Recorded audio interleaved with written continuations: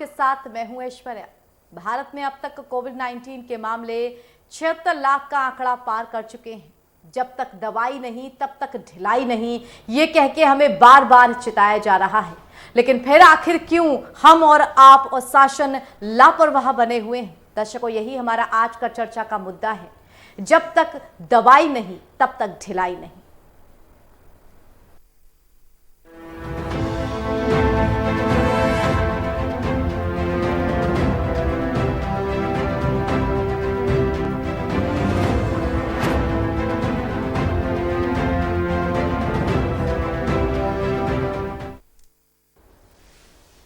कोविड-19 एक ऐसी समस्या जिससे सिर्फ हमने ही नहीं पूरे विश्व ने जूझा है और आज भी जूझ रहा है।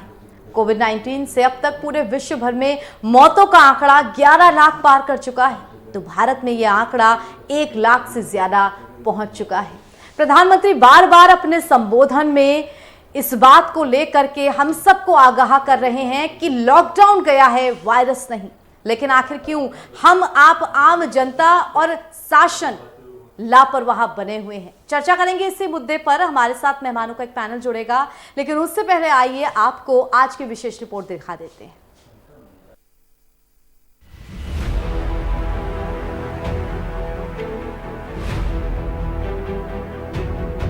ये तस्वीरें हैं राजधानी लखनऊ की।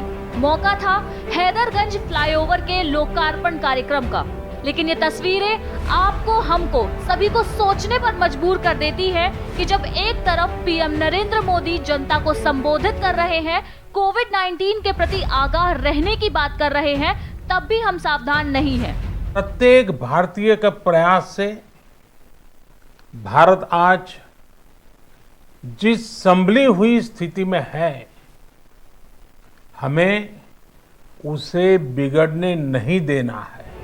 आधों के चेहरे पर मास्क नहीं है और जिन्होंने पहने हैं उनका मास्क नाक के नीचे सरका हुआ है, यानी दिखावे मात्र का। कोविड-19 से जूझते हुए पूरी दुनिया को अब लगभग 1 साल पूरा होने को है और भारत में पहले लॉकडाउन से अब तक 7 महीने पूरे हो जाएंगे। कोरोना का प्रकोप ऐसा था कि इसने पूरी दुनिया के पहिए थमने पर मजबूर कर दिए और कोरोना लॉकडाउन का सबसे बड़ा खामियाजा आम जनता को अपनी रोजी रोटी गंवाकर भुगतना पड़ा था। बड़ा सवाल यही है कि हम उस वक्त को क्यों भूल जाते हैं, क्यों याद नहीं रखते कि फिलहाल सावधानी ही हमारा बचाव है। जनता जब भीड़ बनकर इतनी बड़ी तादाद में बाहर निकलेगी तो कैसे हम कोरोना को भगाने का संकल्प पूरा कर पाएंगे?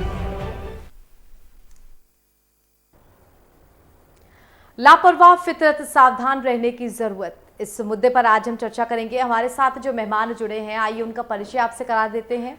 हमारे साथ दीना भाई जी जुड़े हुए हैं, सोशल एक्टिविस्ट हैं। दीना जी, बहुत बहुत स्वागत है आपका। हमारे साथ रोहित अग्रवाल जी जुड़े हुए हैं, राष्ट्रीय लोकदल की तरफ से। बहुत बहुत स्वागत है रोहित जी आपका। और हमारे साथ एक और मेहमान कुछ देर में जुड़ेंगे, उनका भी हम स्वागत करेंगे। दर्शकों, चर्चा शुरू करते हैं। जिस तरह से ये तस्वीरें जो आपने देखी और अभी भी अपनी टीवी स्क्रीन पर देख रहे हैं, ये कोई पुरानी तस्वीरें नहीं हैं, ये कल की ही तस्वीरें हैं, जब उत्तर प्रदेश की राजधानी लखनऊ को 2 बड़े फ्लाईओवर्स का तोहफा मिला है। इन फ्लाईओवर्स के उद्घाटन पर जिस तरह से आम जनता की भीड़ उमड़ी, जिस तरह से जब रिबन काटा गया तब बड़ी संख्या में भीड़ देखने को मिली। साफ तौर पे कहा जाता है अभी भी कि सोशल डिस्टेंसिंग का पालन किया जाए, कोविड-19 को लेकर के सतर्क रहिए, लेकिन ये भीड़ इस ओर इशारा करती है कि हमारी वो सतर्कता अब गायब हो चुकी है। अगर कोविड-19 की दूसरी लहर या फिर कोविड-19 पलट करके वार करता है तो किस तरह हम अपने आप को बचा पाएंगे, क्योंकि सावधानी ही बचाव है और हम सावधानी बिल्कुल नहीं रख रहे हैं। रोहित जी, सबसे पहले आपके पास में आऊंगी। ये तस्वीरें आपने देखी हैं, कल की जो फ्लाईओवर के उद्घाटन की तस्वीरें हैं। आधों के लोग चेहरों पर मास्क है और आधों के चेहरों पर मास्क नहीं है, और जिनके चेहरों पर मास्क है भी वो इतना नाक से नीचे है कि वो नाक के बराबर है, सिर्फ नाम के लिए लगा लिया गया है। एक तरफ प्रधानमंत्री नरेंद्र मोदी अपने जो भाषण में, संबोधन में इस बात को लेकर के शब्द कहते हैं कि लॉकडाउन गया है, वायरस नहीं। लेकिन क्यों शासन की तरफ से प्रदेश स्तर पर इतनी बड़ी लापरवाही बरती जा रही है कि राजधानी में कार्यक्रम होता है और इतनी भीड़ आ जाती है? देखिए शौर्य जी, भारतीय जनता पार्टी की कथनी और करनी में बहुत फर्क है। देखिए, जिस तरीके से भारतीय जनता पार्टी ने सारे कार्य किए हैं इस लॉकडाउन में भी और लॉकडाउन के बाद भी। भारतीय जनता पार्टी ने अपने बड़े बड़े आयोजन किए, रैलियां की। जिस तरीके से हमने देखा बिहार में भी चुनाव का आयोजन हो रहा है, उत्तर प्रदेश में उपचुनाव का आयोजन हो रहा है। विपक्ष के लिए, विपक्ष अगर किसी मुद्दे पर आवाज उठाता है तो धारा 144 लागू है, लेकिन भारतीय जनता पार्टी को अगर कोई कार्यक्रम करना है तो उसके लिए उनके पास कोई पाबंदी नहीं है। उन्होंने शुरू से इवन लॉकडाउन में और लॉकडाउन के बाद भी उन्होंने सारे पॉलिटिकल कार्यक्रम किए, अपनी पार्टी के कार्यक्रम किए। और जैसा कि हमने कल भी देखा कि एक कहने के लिए तो वो एक उन्होंने कहा कि साहब योगी जी और राजनाथ जी ऑनलाइन उसका उद्घाटन करेंगे, लेकिन वहां पे सारे भारतीय जनता पार्टी के नेता अपनी होड़ में लगे हुए थे कि कौन फीता काटेगा, कौन उसके ऊपर सबसे पहले जाएगा। आज की पेपर में भी है कि साहब इनके मंत्री भी जो है साहब उसके ऊपर चल के गए हैं सबसे पहले, कि सबसे पहले चलने की होड़ लगी हुई थी। तो ये जो भारतीय जनता पार्टी का चेहरा है, ये कथनी जो कहते हैं ये वो कभी नहीं करते, और जो नहीं कहते ये सबसे पहले ये करते हैं। तो भारतीय जनता पार्टी ने स्थिति ये क्रिएट कर दी कि जनता के लिए सारे नियम लागू होंगे, पर इनके नेताओं के लिए, इनके कार्यकर्ता के लिए, इनकी पार्टी के लिए कोई भी नियम लागू नहीं होगा। बहुत ज्यादा जरूरत है इस वक्त सावधानी बरतने की। दीनानाथ जी, आपने आज से करीब 6-7 महीने पहले जब प्रधानमंत्री नरेंद्र मोदी की तरफ से पहले लॉकडाउन की घोषणा की गई थी, उस वक्त भी हमने देखा कि उनके भाषण में जरा सी चूक हुई थी।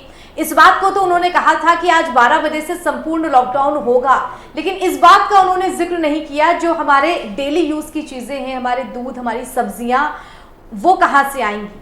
तो उस असमंजस की स्थिति में उनके भाषण के ठीक बाद छोटी से छोटी मोहल्ले की किराना की और दूध की दुकानों पर लोगों की भीड़ उमड़ी थी। आनंद फानंद में उसके ठीक बाद 8 से 9 बजे के बीच गृह मंत्रालय की गाइडलाइंस जारी हुई थी कि जो मिनिमम बेसिक चीजें हैं जैसे कि मेडिकल स्टोर्स, दूध की दुकानें, सब्जी, फल, किराना, ये सब नहीं बंद होंगी। लेकिन वो असमंजस की स्थिति बीच में आई, इस वजह से आई कि जनता ये समझ नहीं पाई कि लॉकडाउन अगर संपूर्ण है तो हमें कहां से चीजें मिलेंगी। ऐसी ही असमंजस की स्थिति अगर हाल फिलहाल में इस वक्त पैदा होती है तो कितनी बड़ी समस्या खड़ी हो जाएगी। ये बात आम जनता को भी उतना ही जरूरी है समझना जितना कि शासन। देखिए, जब लॉकडाउन गवर्नमेंट को करना था, प्रधानमंत्री ने घोषणा किया, तो गवर्नमेंट को ये ज़रूरी निर्देश, स्पष्ट निर्देश कर देना चाहिए कि 12 बजे से लॉकडाउन होगा। दवाई की दुकान, राशन की दुकान, दूध की दुकान, तमाम जो आवश्यक सामग्री है, जो जनता का जीवन उस पर निर्भर है, वो उसको फ्री रखा जाएगा और उस पर छूट रहेगी। उसमें हाय तौबा और मचाने की आवश्यकता नहीं। ये गवर्नमेंट द्वारा स्पष्ट घोषणा न करने का परिणाम ये हुआ कि घोषणा होने के बाद ही तमाम दुकानों पर लोग ऐसे मेले की तरह भीड़ लगाकर देखने लगे, इकट्ठा होने लगे, और दुकानदार भी फायदा उठाने लगा। 30 की आटा है तो उसको 35 बेचने लगा। और जनता सोच रही थी कि कब ये लॉकडाउन खुलेगा, सामान मिलेगा कि नहीं मिलेगा। सब लोग अपना इकट्ठा करना शुरू कर दिए। उसका परिणाम ये हुआ कि दुकानदार भी परेशान है, जनता भी परेशान है कि ये राशन मिलेगा कि नहीं, दवाई मिलेगा कि नहीं, दूध मिलेगा कि नहीं, आवश्यक जो सामग्री है वो दौड़ने धूपने में इतनी जनता परेशान होगी। ये तो गवर्नमेंट को, सरकार को ये एक बहुत बड़ी चूक कही जाएगी। और दूसरी बड़ी चूक ये है कि जिस तरह लॉकडाउन का घोषणा करके और प्रचार करके जनता को इतने दहशत में ला दिया गया कि जनता लॉकडाउन का नाम सुनते ही हाय तौबा, अफरा तफरी मच गई। जैसे लोग जैसे हॉस्पिटल इमरजेंसी में भर्ती हो जाते हैं अपने मरीज को बचाने के लिए, उस तरह जनता सड़कों पर दौड़ रही थी, राशन की दुकानों पर दौड़ रही थी, मेडिकल की दुकानों पर दौड़ रही थी, दूध के लिए दौड़ रही थी। तो ये तो सरकार द्वारा बहुत बड़ी चूक हुई है, जिससे जनता को काफ़ी परेशानी हुई है। देखिए, सरकार द्वारा जो भी निर्णय लिया जाता है उसको जनता को विश्वास में लेना चाहिए, तमाम विशेषज्ञों को साथ में लेकर करना चाहिए कि ये जो हम अचानक जो व्यवस्था लागू करने जा रहे हैं जनता पर क्या परिणाम होगा, जनता को परेशानी न हो, इसका भी ध्यान रखना चाहिए गवर्नमेंट। बिल्कुल, शासन को भी इस बात का ध्यान रखना चाहिए और जनता को भी इस बात का ध्यान रखना चाहिए। रोहित जी, जिस तरह से तस्वीरें हम देख रहे हैं, इन तस्वीरों में इतनी ज़्यादा भीड़ सामने उभर करके आ रही है। अगर कोई भी परेशानी होती है या बड़ी समस्या आती है, इस कोविड के वक्त में ही कहा गया था कि हमारी स्वास्थ्य सेवाएं उतने स्तर की नहीं हैं जिस बड़े स्तर पे महामारी आई है। उत्तर प्रदेश जनसंख्या के लिहाज से भारत का सबसे बड़ा राज्य है। ऐसे में जब तक कोविड-19 चला नहीं जाता है, हमें तब तक सख्ती रखने की बहुत ज़्यादा ज़रूरत है, वरना कितनी बार ऐसा होगा कि हम एक्सपेरिमेंट करके सीखेंगे। कोई चीज़ जब गलत हो जाएगी तब हमको समझ में आएगा। हमारी जो पहले से की गई तैयारियां होती हैं वो इसी तरह धरी की धरी रह जाती हैं। शायद यही वजह होती है कि जब मुसीबत आती है तो अंततः हम हाथ खड़े कर देते हैं। ऐश्वर्या जी, देखिए, जनता का मनोबल तब टूटता है जब भारतीय जनता पार्टी जब दवाई लेने जा रही जनता के ऊपर लाठियां चलवाती है, सब्जी लेने जा रही जनता के ऊपर लाठियां चलवाती है और शराब की दुकानें खोलती है और पुलिस लाइन लगवा के शराब बिकवाती है। हम सब ने वो तस्वीरें देखी थी किस तरीके से कोविड में लॉकडाउन के दौरान शराब की दुकानें खोली गई और शराब की बिक्री के नाम पे कोविड की सारी प्रोटोकॉल्स की धज्जियां उड़ाई गई। हम सब ने देखा है भारतीय जनता पार्टी के सारे कार्यक्रम एक के बाद एक आयोजित हो रहे हैं। किस तरीके से जन विरोधी नीतियां ये लागू करते जा रहे हैं, किसान विरोधी नीतियां इन्होंने लागू की। इन्होंने मजबूर किया जनता को कि अपनी आवाज उठाने के लिए सड़कों पे आना पड़े, आंदोलन करना पड़े, उसके लिए इन्होंने मजबूर किया। कोविड काल में किस तरीके से इन्होंने पीपीई किट घोटाला किया, ये सब जनता के सामने है। और भारतीय जनता पार्टी उसके बाद जो कुछ है, जितने चालान है, जितना जुर्माना है, वो सब जनता के ऊपर लगेगा। लेकिन अगर कुछ जब हम भारतीय जनता पार्टी की बात करेंगे तो वो सारे कार्य करेंगी। मतलब उनको रैलियां भी करनी है, उनको प्रदर्शन भी करना है। अगर जब हम यही चीज वेस्ट बंगाल की बात करने लगेंगे तो भारतीय जनता पार्टी वहां जाके प्रदर्शन करेगी। और जब हम उत्तर प्रदेश की बात करेंगे तो यहाँ पे शराब की दुकानें खुलवा के बिकवाएंगे। बिल्कुल। इसी बीच यूपी गवर्नमेंट की तरफ से प्रेस कॉन्फ्रेंस आयोजित की जा रही है, आइए नजर डालते हैं। की जांच की जा चुकी है। ये जांचें आरटी-पीसीआर, एंटीजन टेस्ट और ट्रूनेट टेस्ट के माध्यम से की जाती हैं। आरटी-पीसीआर के लिए भी कल प्रयोगशालाओं को लगभग 60,000 सैंपल भेजे गए। तो टेस्टिंग का कार्य निरंतर बड़ी संख्या में हमारे प्रदेश में चल रहा है। जो कुल हमारे संक्रमण अभी तक आए हैं उनमें अगर हम एज डिस्ट्रीब्यूशन देखें तो 0 से 20 के एज ग्रुप में 13.78% संक्रमण हुआ है। कुल संक्रमित लोगों में से 21 से 40 आयु वर्ग के 47.57% लोग हैं। इसी प्रकार 41 से 60 वर्ष तक के कुल 29.05% लोग हैं और 60 वर्ष से अधिक उम्र वाले लोगों का प्रतिशत 9.60 है। अगर हम पुरुष और महिला की बात करें तो 67.9% पुरुष कुल संक्रमित में से 67.9% पुरुष रहे हैं और 32.1% महिलाएं हैं। जो हमारे एक्टिव केसेस हैं 29,364, इनमें से 13,499 इस समय होम आइसोलेशन में हैं। अब तक 2,58,250 लोग होम आइसोलेशन में गए हैं, उन्होंने इस विकल्प का उपयोग किया है और उनमें से 2,44,751 अपने होम आइसोलेशन की अवधि पूर्ण कर चुके हैं और वो डिस्चार्ज हो चुके हैं, उपचारित हो चुके हैं। निजी अस्पतालों में इस समय 2,514 लोग अपना इलाज करवा रहे हैं। कल प्रदेश में ई संजीवनी पोर्टल पर 3,026 लोगों ने टेली कंसल्टेशन किया, घर बैठे डॉक्टरों की सलाह प्राप्त की और अब तक संक्रमण काल में ई संजीवनी पोर्टल पर डॉक्टरों की सलाह प्राप्त करने वालों की संख्या 1,54,072 हो चुकी है। उत्तर प्रदेश देश के अग्रणी राज्यों में है जो ई संजीवनी पोर्टल का बेहतरीन उपयोग कर रहा है। सर्वेलेंस के कार्य के अंतर्गत अब तक 1,44,752 इलाकों में 4,28,226 टीम दिवस के माध्यम से अब तक 2,75,22,371 घरों का सर्वेलेंस किया जा चुका है और इनमें रहने वाले लोगों की संख्या 13,55,84,040 है। तो बहुत ही बड़ी संख्या में सर्वेलेंस का कार्य चल रहा है।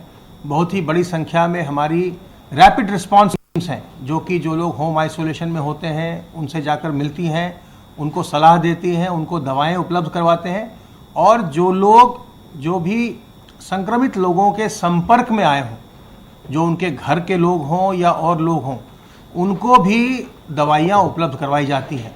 हाइड्रोक्सीक्लोरोक्विन और आइवरमेक्टिन प्रोफाइलैक्टिक के तौर पर उनको भी उपलब्ध करवाया जाता है। दिनांक 19 तारीख को आयुष्मान भारत के जो मुख्य कार्यपालक अधिकारी हैं उन्होंने माननीय मुख्यमंत्री जी से मुलाकात की थी और उन्होंने ये प्रस्ताव रखा था, भारत सरकार इस बात पर विचार कर रही है कि आयुष्मान भारत का दायरा बढ़ाया जाए।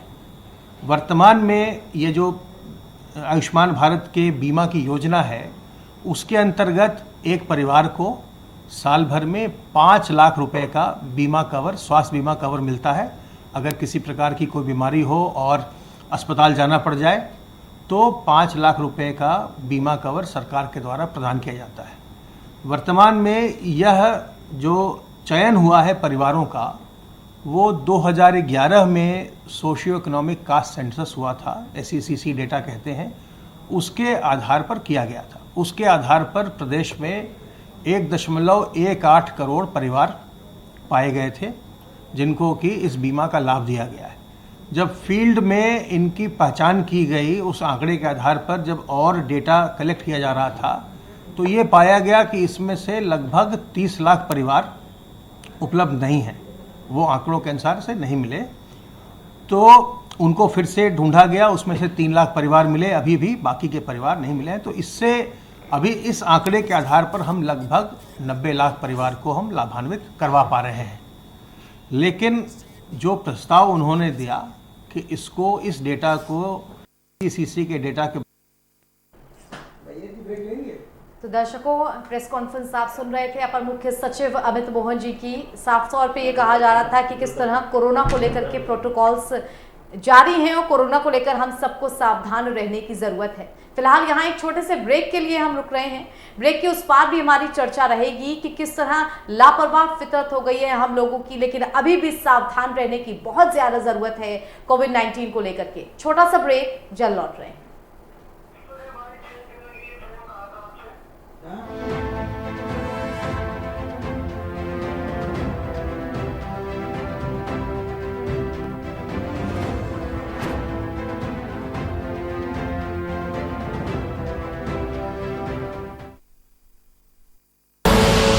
आप देख रहे हैं के न्यूज, खबरों का सारथी। खुदी को आजमाया है तो ये अंदाज आया है, खुदी को आजमाया है तो ये अंदाज आया है।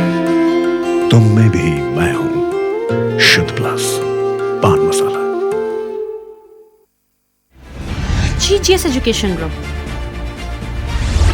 launches 20% discount on academic fee of courses MBA, BBA, BCA, BFSI and GM, D Pharma, B Pharma. Offers best infrastructure, best transport facility, best academic service and best placement service. Register today to avail 20% discount. Call 9971 496 497 or visit the campus Kanpur Lucknow Highway near Unnao. GGS Education Group. IPL पान मसाला, इसमें है शिमोगा की मशहूर सुपारी, केरल के बागों से इलायची, सोलन के जंगलों से उत्पादित शुद्ध कत्था, असली फूलों की खुशबू और प्योर चंदन के तेल से निर्मित 0% निकोटीन, 0% टोबैको युक्त IPL पान मसाला।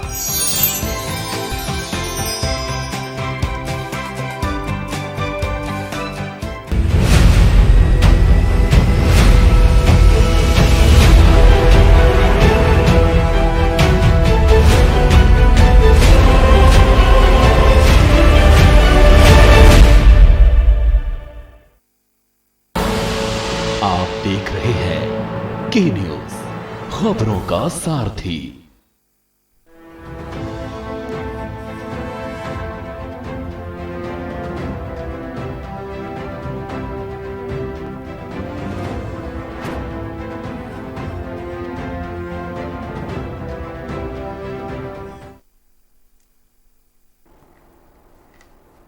ब्रेक के बाद दर्शकों आप सभी का स्वागत है। हम लगातार चर्चा कर रहे हैं लापरवाह फितरत, सावधान रहने की जरूरत कोविड-19 को लेकर के। जिस तरह हाल फिलहाल की तस्वीरें सामने आ रही हैं कि कैसे राजधानी लखनऊ में फ्लाईओवर के उद्घाटन में बड़ी संख्या में भीड़ मौजूद रही। क्या इस तरह की भीड़ को इस वक्त जायज ठहराया जा सकता है जब सरकार की तरफ से मुहर्रम के त्यौहार को लेकर के, दुर्गा पूजा के त्यौहार को लेकर के पल पल इस तरह की गाइडलाइंस जारी की जाती हैं कि मूर्तियां कहां रखी जाए, भीड़ ना लगाई जाए। ऐसे में ये तस्वीरें कितनी जायज होगी? रोहित जी, आपके पास में आऊंगी। सरकार की तरफ से हर त्यौहार को लेकर के गाइडलाइंस जारी की जा रही हैं, चाहे वो मुहर्रम का त्यौहार हो, चाहे वो दुर्गा पूजा का त्यौहार हो। आप ये कह सकते हैं कि जनता जहां जहां जाना चाहती है, जहां जहां भीड़ होगी, उन चीज़ों को लेकर के गाइडलाइंस हैं। लेकिन ऐसे कार्यक्रम जहां पर कोई ना कोई राजनीतिक व्यक्ति मौजूद होता है, ऐसे कार्यक्रम जहां कोई बड़ी शख्सियत आ रहे होते हैं, ऐसी जगहों पर अगर लोग बड़ी संख्या में भीड़ के साथ पहुंचेंगे तो संक्रमण कितनी तेजी से फैलेगा, इन सब का अंदाजा हम और आप लगा सकते हैं। इस वक्त जब ये कहा जा रहा है कि एंटीबॉडीज आपके शरीर में 3 महीने बाद खत्म हो जाएंगी, फिर संक्रमण का खतरा है, शीतलहर आने वाली है, सर्दियों में वायरस ज्यादा सस्टेन करते हैं, यूरोप और अमेरिका में दोबारा कोविड की लहर है, ऐसे में इस भीड़ को कितना जायज ठहराया जाए? देखिए, जिस तरीके से हम लोग हर तरीके से भारतीय जनता पार्टी विफल रही है कोरोना का इलाज देने में, हमारे यहाँ आज 1,15,000 से ज़्यादा मौतें हो चुकी हैं। उसके बाद आप खाली जनता से एक्सपेक्ट करते हैं कि जनता सब कुछ करे, लेकिन जब नेताओं की बात आती है, भारतीय जनता पार्टी के कार्यकर्ताओं की बात आती है, तो वो सारे प्रोटोकॉल तोड़ देते हैं। हम आपके टीवी के माध्यम से भी, हम चैनल के माध्यम से देख पा रहे हैं किस तरीके से पुल के उद्घाटन के नाम पे वहाँ पे भद्दा मजाक हो रहा है। तब धारा 144 इनको नहीं दिखाई पड़ती है, तब इनको चालान दिखाई नहीं पड़ता है। आप देखिए सुरेश जी जो विधायक हैं, उनके बगल का खड़ा व्यक्ति, उसके मुंह पे मास्क नहीं है, उसने नीचे मास्क कर रखा है। ऐसी स्थिति में हम कैसे जनता से एक्सपेक्ट कर सकते हैं कि सारी जिम्मेदारी जनता की है? जनता ने आपको वोट दे दिया, बस यही गलती तो की है। अब ऐसी स्थिति में आप सारे जितनी भी नियम कानून है वो आप जनता पे लाते हैं। जनता अगर मास्क लगा के ना चले तो आप 500 से 1000 रुपए का चालान कर देते हैं, और आपके अपने नेता, अपने कार्यकर्ता खुलेआम धज्जियां उड़ा रहे हैं इन नियमों की। देखिए, हमको पता है कि अभी यूरोप में भी कोरोना की दूसरी लहर आ गई है, और ऐसी स्थिति में भारत जहां पे नंबर 1 पे आने के लिए तत्पर है और सरकार पूरी तरीके से विफल हो चुकी है। कल प्रधानमंत्री जी आए, प्रधानमंत्री जी को ये नहीं पता है कि उनके खुद के वर्कर क्या कर रहे हैं, भारतीय जनता पार्टी के लोग क्या कर रहे हैं। भारतीय जनता पार्टी की कोई भी अगर रैली हो रही है तो क्या प्रधानमंत्री जी को नहीं पता है कि वो रैली हो रही है, रैली में भीड़ आएगी? अब ऐसी कंडीशन में आप जनता के लिए आप सारा, आपके पास जुमलेबाजी है, सारा ज्ञान है, पर अपनी पार्टी के लिए, अपने वर्कर्स के लिए आप कुछ भी नहीं कर पा रहे हैं। अगर हम किसी भी फ्रंट पे देख लें, हर फ्रंट पे सरकार विफल है। अगर हम मेडिकल के फ्रंट पे देख लें, वहां भी विफल है। भ्रष्टाचार करने में सबसे आगे हैं, जनता का शोषण करने के लिए सबसे आगे हैं, रेवेन्यू इनको चाहिए। जब हम 22 मार्च की अगर बात करें तो 22 मार्च में आपने कहा था जान है तो जहान है। उसके बाद आप 15 दिन बाद आके आप कहते हैं कि जान भी और जहान भी।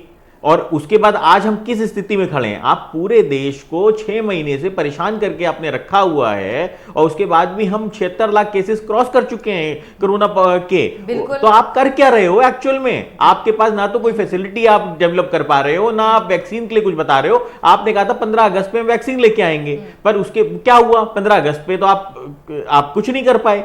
तो ऐसी स्थिति में आप जनता की जान के साथ खिलवाड़ कर रहे हो, और जिस तरीके से आपने चुनाव अनाउंस किए हैं, उपचुनाव अनाउंस किए हैं, तो डेफिनेटली जनता को तो आना ही पड़ेगा ना। वोट देने कौन आएगा? जनता आएगी ना, तो भीड़ तो होगी ना। उसके लिए आपके पास ना कोई प्लानिंग है ना कुछ है। जिंदगियां चलती रहनी है, इंपॉर्टेंट काम होने हैं, लेकिन ये बात का बहुत ज़्यादा ध्यान रखना है कि कोविड-19 भी अभी तक गया नहीं है। दीना भाई, आपके पास हम आएंगे। अगर आज के या हाल फिलहाल के आंकड़े देखे जाएं तो यूरोप, अमेरिका देशों में कोविड की दूसरी लहर आ रही है।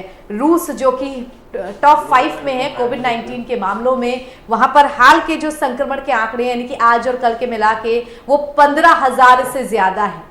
अगर अपने भारत देश की बात करें और उत्तर प्रदेश की बात करें तो 4 से 5 दिन पहले जब नवदुर्गा की शुरुआत हुई थी तो राजधानी लखनऊ में ही चंद्रिका देवी मंदिर के हम लोग दर्शन करने गए थे। वहां पर प्रसाद की सारी दुकानें बंद थी और जो जनता थी वो बस लाइन बना करके आ रही थी सोशल डिस्टेंसिंग से। ना कोई प्रसाद, ना चढ़ावा, ना माला, केवल आप दर्शन कीजिए माता रानी के और निकलते चलिए।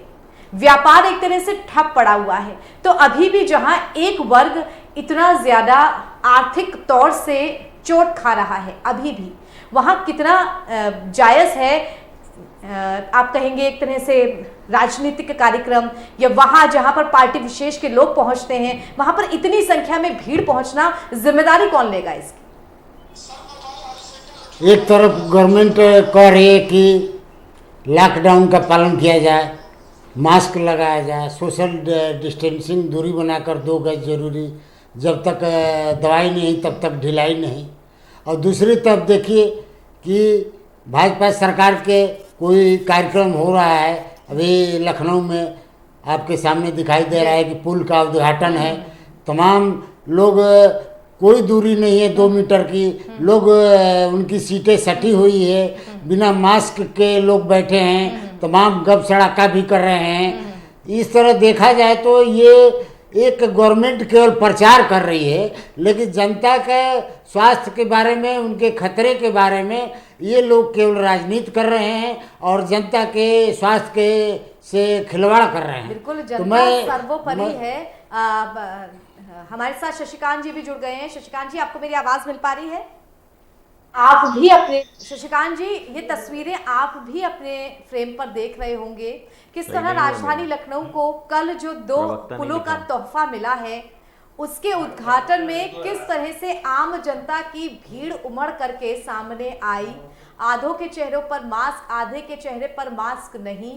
तमाम तरीके के जो प्रोटोकॉल सोशल डिस्टेंसिंग को लेकर के थे वो तार-तार कर दिए गए। एक तरफ लगातार प्रधानमंत्री नरेंद्र मोदी चेता रहे हैं इस बात को लेकर के कि लॉकडाउन गया है, वायरस नहीं। ऐसे में इस तरह के आयोजन में बड़ी संख्या में भीड़, शासन किस तरह इस बात की अनुमति दे देती है? पाया, लेकिन जहां भी कोरोना को लेकर के जहां हमारे देश का प्रधानमंत्री आदरणीय नरेंद्र मोदी जी चिंतित हैं, उसी प्रकार से हमें सबको चिंतित होना चाहिए। एक एक आदमी को चिंतित होना चाहिए, चाहे कोई सार्वजनिक कार्यक्रम हो, चाहे बाजार हो, चाहे त्योहार हो, चाहे कहीं भी। हमें अभी इस बात को ध्यान रखना चाहिए कि वायरस नहीं गया है, वायरस यहाँ है। वायरस अब तो जो यहाँ तक कि डॉक्टरों ने कहा कि नम वातावरण में वो एयरबॉर्न भी है, उससे भी बचने की जरूरत है। तो जो मास्क है, 2 गज की दूरी है, जितने एहतियात हैं वो अभी सबको बरतने की जरूरत है। किसी भी सार्वजनिक कार्यक्रम में अगर कोई लापरवाही करता है तो मीडिया लगातार चेताता है, मीडिया लगातार कहीं भी जगह प्रोटोकॉल टूट रहे होते हैं उनकी तस्वीरें दिखाता है, लेकिन शासन कैसे, किस प्रकार अनुमति दे देता है इतने बड़े स्तर पे आयोजनों की जहां सोशल डिस्टेंसिंग तार-तार हो रही है? जब किसान अपनी मांगों के ऊपर प्रदर्शन करते हैं तो आप एफआईआर करते हैं। अब यहाँ पे एफआईआर करेंगे आप? जहां भारतीय जनता पार्टी ने आयोजन किया इस कार्यक्रम का, अपने कार्यकर्ताओं के खिलाफ एफआईआर करेंगे आप? देता प्रशासन और सरकार के अनलॉक के कुछ नियम है, तो ऐसे में न तो सरकार को अनुमति देती है न प्रशासन अनुमति देती है। लेकिन अगर लोग इकट्ठे होकर के और कहीं इस प्रकार से बिना मास्क के, बिना एहतियात के इकट्ठे होते हैं तो इतनी भीड़ क्यों इकट्ठा आपने कर दिया? एक तरफ दूरी बनाने के लिए कर रहे, एक तरफ इकट्ठा भीड़ करा रहा है। लगाने पे जुर्माना न किया जाए तो इस तरह के भी भावनाओं को ध्यान में रख के अवेयरनेस की जरूरत है। सबको एक दूसरे से अवेयर होना पड़ेगा और सामाजिक भागीदारी से ही अवेयरनेस कौन जिम्मेदार है? सरकार का। शशिकांत जी, बहुत ज्यादा जरूरत है हर स्तर पे इस बात को समझने की कि आयोजन जो भी हो वहां प्रोटोकॉल्स ना तोड़े जाए। इस तरह का भेदभाव कि मंदिरों में जो व्यापारियों की दुकानें हैं वो बंद हैं और इस तरह के आयोजनों में भीड़ लग रही है, ये एक तरह का भेदभाव है। फिलहाल धन्यवाद हमारे साथ जुड़ने के लिए। शशिकांत जी आपका, रोहित जी आपका भी धन्यवाद, दीना भाई आपका भी धन्यवाद। दर्शकों, हमारी आज की ये चर्चा यहीं पर हम समाप्त करते हैं, लेकिन लगातार हम अपनी इस चर्चा के माध्यम से आपको चेताने की कोशिश भी करते हैं कि कोविड-19 एक ऐसी महामारी जिसने पूरी दुनिया का स्वरूप बदल करके रख दिया। ऐसे में जब तक ये महामारी पूरी तरह से चली नहीं जाती तब तक कोई भी ढिलाई बरतना किसी भी तरह से जायज नहीं है, इस बात का ध्यान रखें। देश दुनिया की तमाम खबरों के लिए जुड़े रहिए के न्यूज़ के साथ। नमस्कार।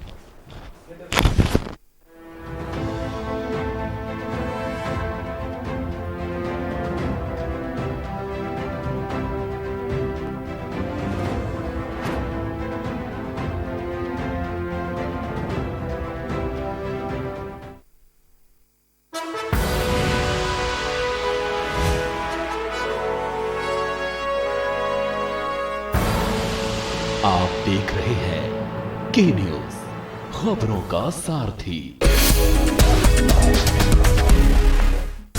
तरक्की और विकास का पहिया उत्तर प्रदेश में तेजी से घूम रहा है। कोरोना काल में सीएम योगी आदित्यनाथ के संकल्पों की बदौलत सूबे में विकास कार्य तय समय सीमा में संपन्न हुए। जिलों के समग्र विकास के लिए सभी 18 मंडलों की समीक्षा बैठक हो चुकी है, जिसमें सीएम योगी ने खास दिशा निर्देश दिए।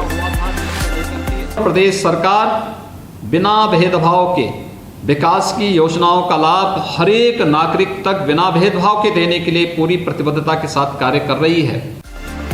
आत्मनिर्भर भारत के तहत सीएम योगी ने स्मार्ट सिटी, अमृत योजना, हर घर नल योजना, यूनिवर्सिटी और मेडिकल कॉलेज, एयरपोर्ट, एक्सप्रेसवे के विकास के साथ कृषि और पर्यटन जैसी विकास परियोजनाओं की प्रगति को जांचा परखा।